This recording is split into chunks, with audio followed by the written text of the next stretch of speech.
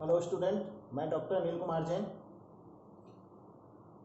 आधुनिक कालीन शिक्षा स्वतंत्रता के बाद पार्ट 2 टॉपिक में हम कोठारी आयोग तक पढ़ चुके थे। इसके बाद आते हैं राष्ट्रीय शिक्षा नीति।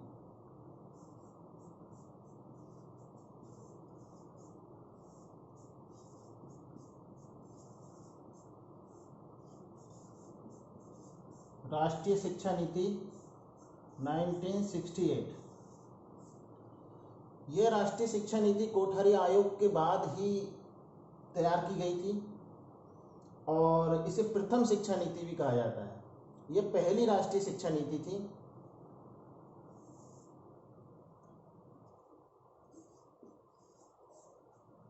पहली राष्ट्रीय शिक्षा नीति NEP कह देते हैं, नेशनल एजुकेशन पॉलिसी थी।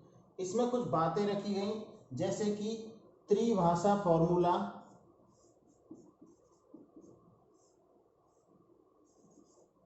त्रिभाषा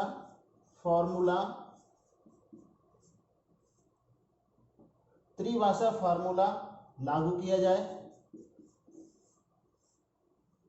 इसमें यह बात थी माध्यमिक स्तर पर।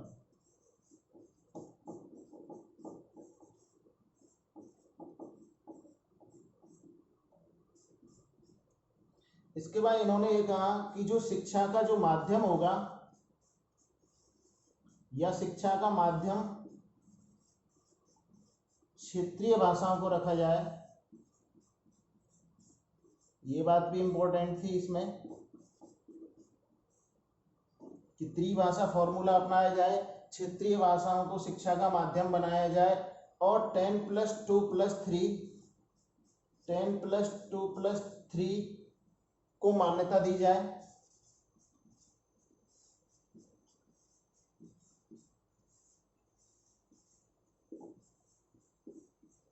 जो शिक्षा की संरचना थी 10+2+3 इसको मान्यता दी जाए, इन्होंने भी यही कहा था।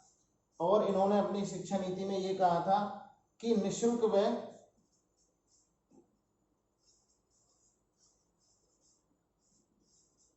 अनिवार्य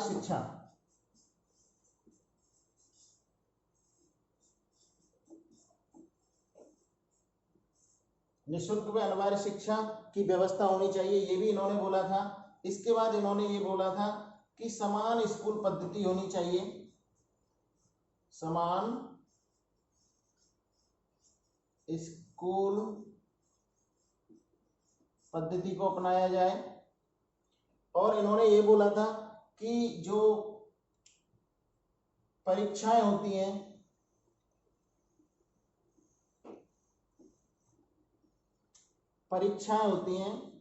उन परीक्षाओं में विश्वसनीयता लाई जाए। परीक्षाओं में विश्वसनीयता लाई जाए, विश्वसनीयता व वस्तुनिष्ठता लाया जाए।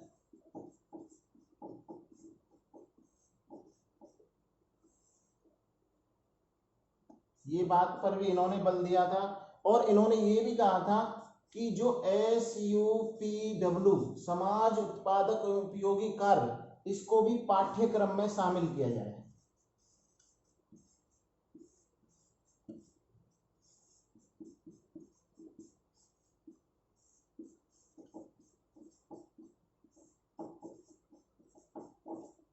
ये बात भी कही गई थी 1968 की शिक्षा नीति में। इसके बाद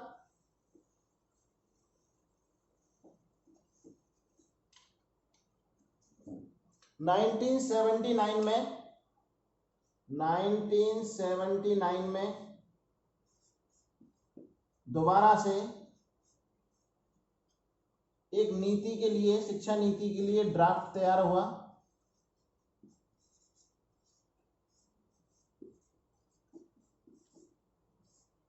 तो 1979 में पुनः शिक्षा नीति के लिए एक ड्राफ्ट तैयार हुआ, लेकिन सत्ता परिवर्तन हो गया। उस समय सरकार बदल गई, फिर इस ड्राफ्ट पर कोई कार्य नहीं हो पाया। उसके बाद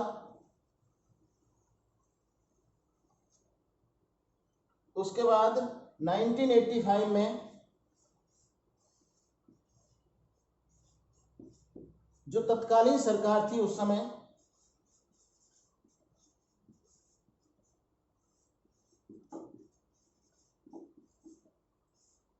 तत्कालीन सरकार थी, उन्होंने एक दस्तावेज जारी किया।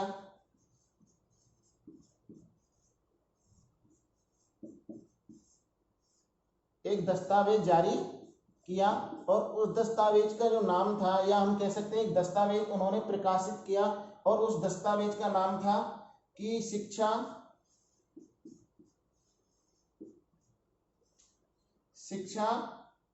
की चुनौती। यह दस्तावेज प्रकाशित किया और इसी दस्तावेज के आधार पर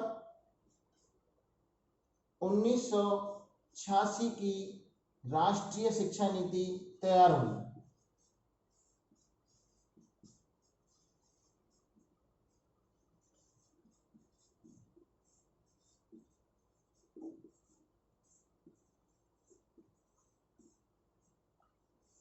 ये दूसरी राष्ट्रीय शिक्षा नीति थी जो 1986। इसको याद करने का तरीका था, जो पहली राष्ट्रीय शिक्षा नीति थी वो थी 1968, और इसमें क्या है, ये दूसरी राष्ट्रीय शिक्षा नीति थी 1968 को 86 को इधर रखते हैं तो 86, ये याद हो जाता है कि 1986 में एक राष्ट्रीय शिक्षा नीति आई, और ये नीति जो तैयार हुई वो 1985 की जो तत्कालीन सरकार थी उन्होंने दस्तावेज जारी किया, शिक्षा की चुनौती, उसी पर आधारित थी।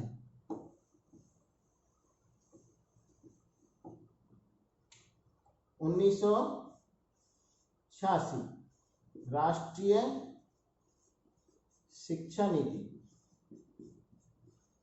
1986 की शिक्षा नीति।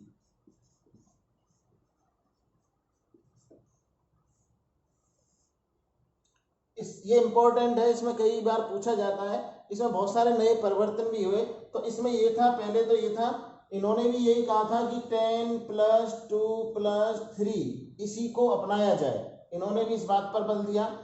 दूसरा, इन्होंने ये कहा कि पर्यावरण के प्रति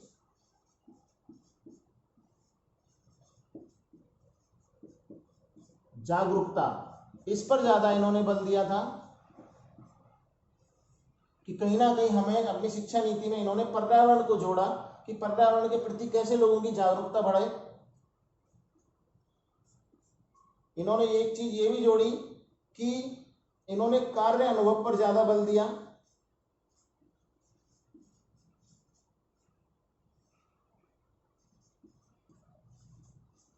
वर्क एक्सपीरियंस पर इन्होंने ज्यादा बल दिया कि शिक्षा में कुछ ऐसा किया जाए जिससे बच्चे कुछ एक्सपीरियंस, वर्क, कार्य करते हुए एक्सपीरियंस सीख सकें, इस पर ज्यादा बल दिया। इन्होंने ये कहा कि छात्रों को, अपनी शिक्षा नीति में कहा कि छात्रों को फेल नहीं किया जाएगा।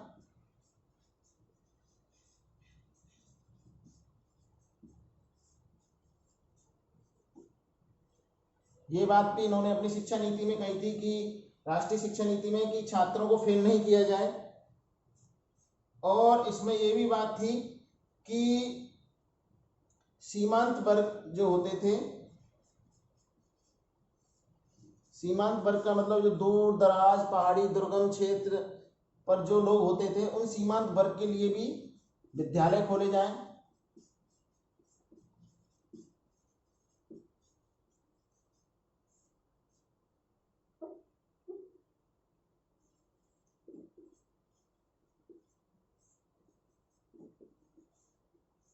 ये बात भी थी। इसके बाद इसमें यह था कि जो अधिगम की प्रक्रिया है,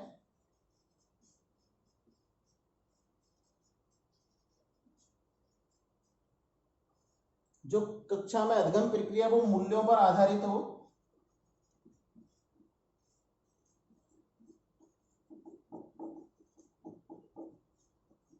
इन्होंने मूल्यों की बात भी कही थी, मूल्यों की कही थी, छात्रों को फेल नहीं किया जाए, कार्यान्वयन पर बल, पर्यावरण के प्रति जागरूकता, और सीमांत वर्ग के लिए भी विद्यालय खोले जाएं, 10+2+3 ये बात भी कही थी। इसके अलावा इन्होंने अपनी शिक्षा नीति में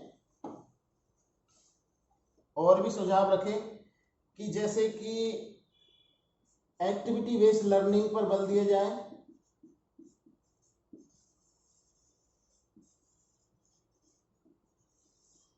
एक्टिविटी बेस्ड लर्निंग पर इन्होंने ज्यादा बल दिया और कहा कि जो मूल्यांकन प्रक्रिया है,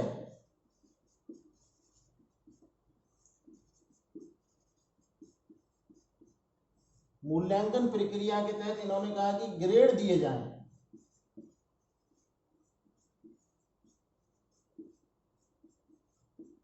बच्चों को ग्रेड दिए जाएं और रटने पर ज्यादा बल नहीं दिया जाए।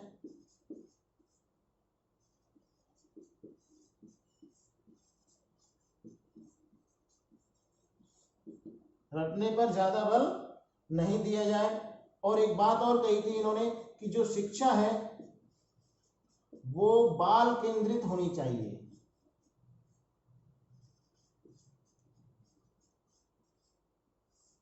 शिक्षा कैसी होनी चाहिए? बाल केंद्रित होनी चाहिए। इस तरह से इन्होंने, और एक चीज और, कंप्यूटर शिक्षा पर भी बल दिया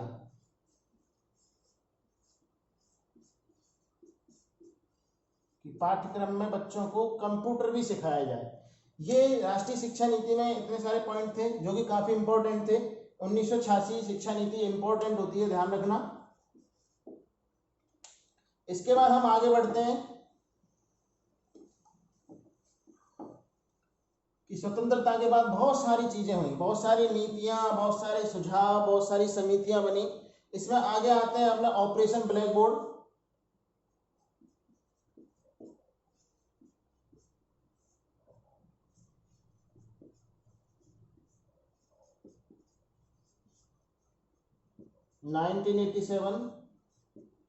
ऑपरेशन ब्लैक बोर्ड, ये ऑपरेशन भी चलाया गया। इसमें यह था कि प्रत्येक विद्यालय में 2 कमरे होने ही चाहिए और साथ में 2 शिक्षक।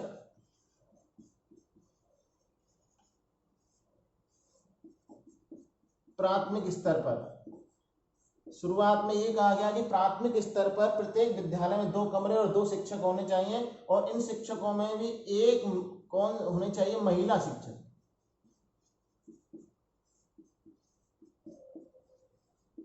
आगे चल के इस ऑपरेशन ब्लैक बोर्ड को प्राथमिक स्तर से उच्च प्राथमिक स्तर कर दिया गया और उसमें शिक्षकों की संख्या 3 और कमरों की संख्या भी 3 कर दी गई थी। ये ऑपरेशन ब्लैक बोर्ड चलाया गया।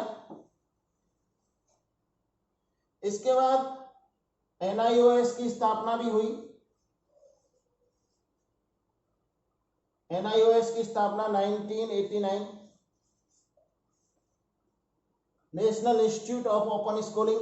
इसकी स्थापना हुई कि जो लोग पढ़ना चाहते हैं लेकिन वो जाकर के नहीं पढ़ सकते, उनके लिए ओपन शिक्षा भी प्रारंभ की गई। ये भी एक अच्छा सुझाव था, ये भी एक अच्छा स्वतंत्रता के बाद एक पहल थी। इसके बाद आया यशपाल समिति रिपोर्ट।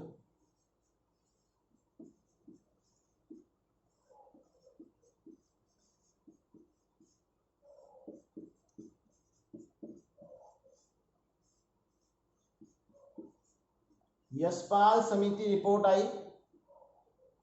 इस यशपाल समिति रिपोर्ट 1992 1993 कहा जाता है और इसकी जो रिपोर्ट थी वो MHRD को प्रस्तुत की थी 3 फरवरी 1993 को। MHRD को मानव संसाधन विकास मंत्रालय को सौंपी गई थी और इसमें इंपॉर्टेंट टाइटल ये था इसका कि शिक्षा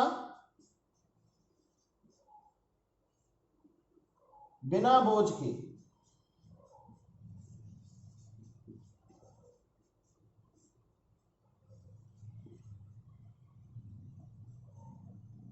ये टाइटल था कि बच्चों पर बहुत सारे बस्ते रख दिए जाते थे, किताबों का बहुत ज्यादा वजन था। तो इसमें यह कहा गया यशपाल समिति रिपोर्ट में कि शिक्षा कैसी होनी चाहिए? बिना बोझ के। हाँ, बच्चों पर बर्डन हो लेकिन बहुत ज्यादा बर्डन नहीं होना चाहिए।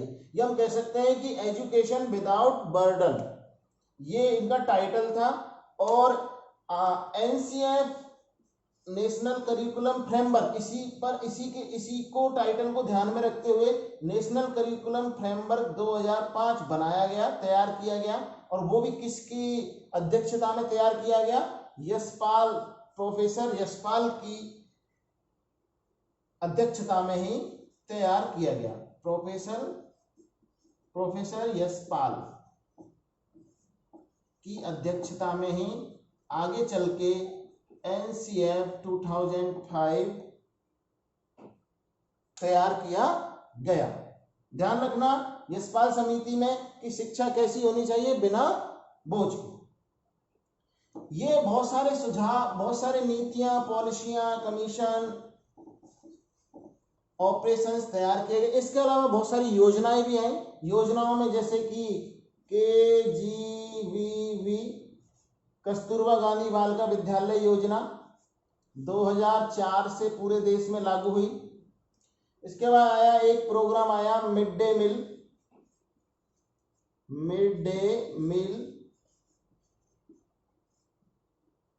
ये लागू किया गया बच्चों के पोषण के लिए और उन्हें शिक्षा से जोड़ने के लिए। मिड डे मील जो कि सभी स्कूलों में लागू है, ये भी प्रारंभ किया। ये प्रारंभ किया गया था 15 अगस्त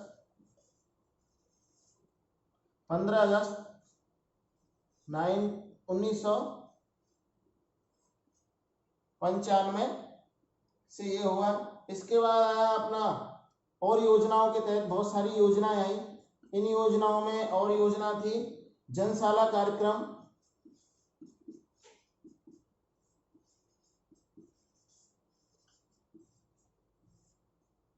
इसके बाद था अपना जिला प्राथमिक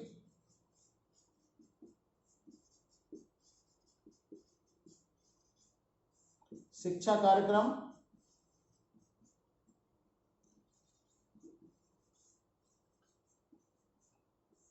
सर्व